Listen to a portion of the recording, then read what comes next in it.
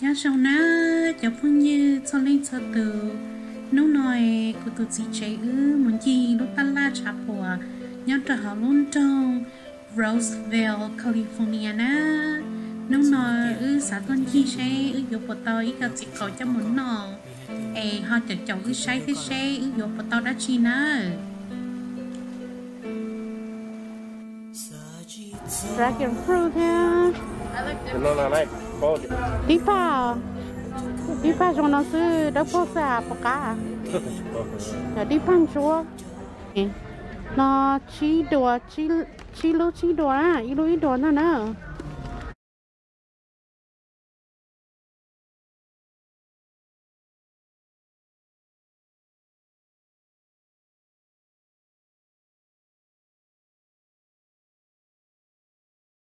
Mua lắm, tà nọ vậy. Ô, bên này là kia nó này. nó này nó ốp khẩu rồi là chỉ ta lại chuyển qua. Bây giờ. Cái lại chuyển từ chua Ô, lấy mua cho nó theo. Đã chỉ mà kỹ cơ trâu đôi ít hào à. Thế chỉ chia thế à, bố chia à? Ô, chia theo. Cái sản nó mà là gì vậy? $6 per pound. $5. Tita. Now we leave right go just like nó down here. Này xem per pound nhà này. Khởi ý nhà ở cái lúc.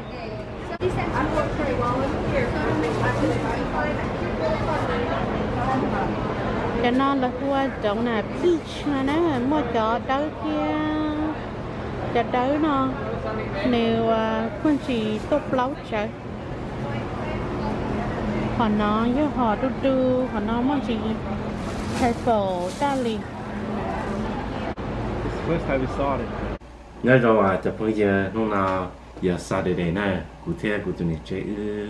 ăn lần một ta là chọc bữa giờ tôi cho chỉ nào rồi, muốn nó tụi này sai sẽ cá lịch chán, nên họ đó nó theo. Chụp bây giờ nè, thơ lúc chỉ nào, lúc nào mà lúc peach đong nè, là giờ đong là peach nè. Chỉ biết lùm mong là chỉ hoa chỉ đôi chức năng, tôi thấy cho cụ bỏ thế sao, là chỉ quyền nào đó nên sai cá lịch chả vì đó khó thì, tôi bỏ thì nhóm lọt tê hơn kia thay tê cũng mà cho nó tê chỉ mình cả nó mua, họ chỉ đôi những cút giờ kinh ngộ theo. Lợi đa lắm. Lúc lợi đa họ sa từ sân đó là chỉ nên bắt phải nhé. Nên đu là chỉ đu, tốt đâu. Họ đi đu nè, họ đi đu á, nó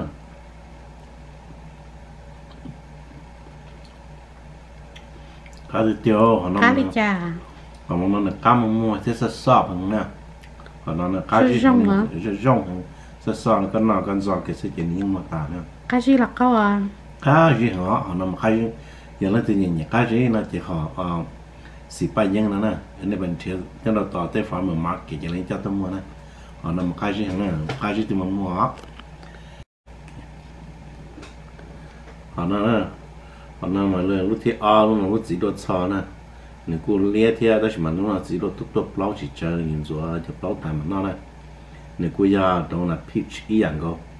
lúc nào dạng lúc thì này cũng nó này, nên là cũng nó sẽ bổ ca chụp ngay giờ,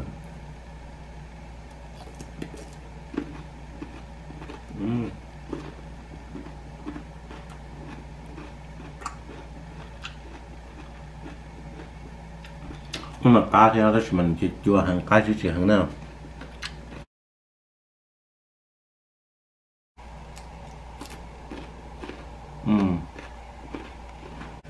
nè giờ lúc chỉ có thi pe lúc nào mà giờ là lúc xì đa và nó chỉ giờ lúc nào nè của tôi mới chạy tao nó là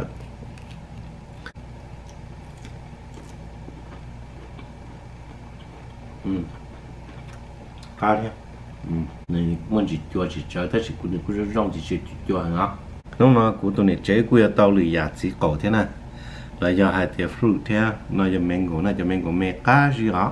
cho xí xài nó chè tua mẹ tấy tua xí nó bây giờ tấy cho nó chè cho xí nó tua xa cắt tấy ra mẹ tấy tua xí chè thì giờ bỏ cho thay tấy tua thay cho nó là tua là Central America South America là tua này lúc nào mà sự khác cái thế nào cô kỳ cơ thế nó bên nhau cho đã California nó chơi cho chị nó cô chơi thế sự chơi ít thở mà đi có lúc tây cô giờ cậu đùa thế vậy cá cứ này cũng là cá con nhà tiền nên nó chỉ là những cá cứng hồ lì thế đó chỉ sai này thì cho mẹ cho xong là những cá đuổi cho lo nữa một cái gì thì con đó thì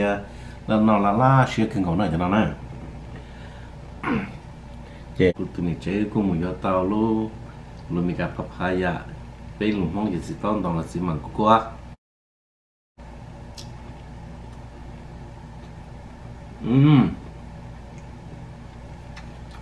cá cơ chứ không tao đồng cho cho cá thì nọ thì xưa này nó đã cái gì nào mình xí cá gì xíu cứng hồ này nè tụi mình chế cũng cho tao hoa đi pamica đu ta đu hẳn thì nhiều là nữa nhiều con nó mất chạy trong nó cho bây giờ nên đập nó theo mà nên sai theo nó theo nó sẽ buộc áo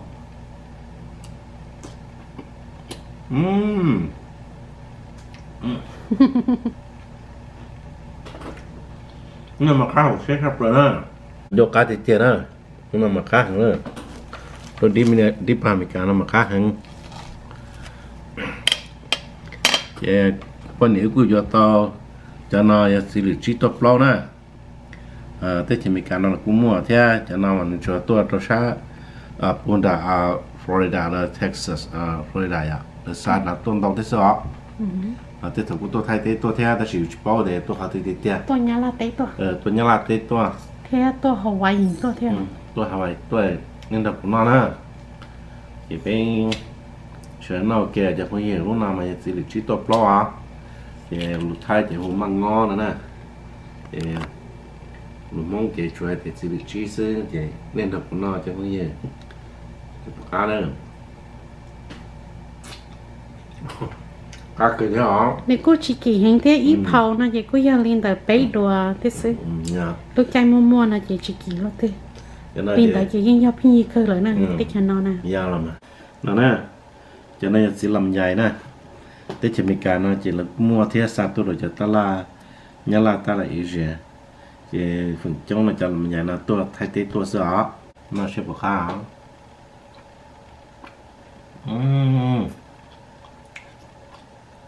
cá cái thế nào cho làm dài nó mà yêu cả cá mà nên sao một sai cho nó mua nó cho một lục loa là nó chỉ nên sai vào lại nó có khó là và cho lúc gì trời có khó nên nó nè em nó chỉ tao mua mà nên thì vô chân lắm nó thì có khó nè treo ở chỉ ở nó nè cho nên mà giờ chỉ mà kiếm thay đó chỉ mình qua chỉ tôi thay thế tôi để tôi là Central America rồi ya cắt thế mấy cắt thế tôi nè cá con khá là thế nào em bây giờ nè còn chỉ muốn nói thế nào cá cứng gõ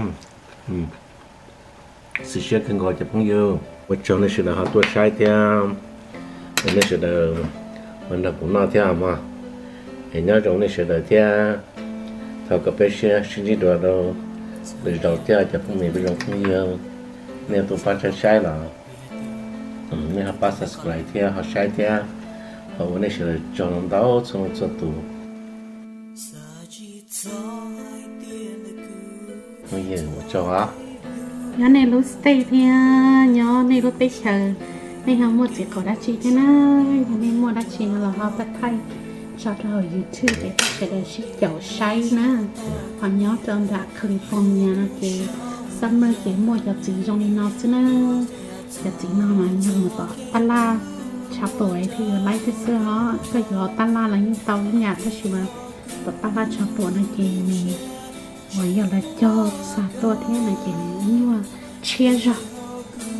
thì trong đó này bên mà xin chi được là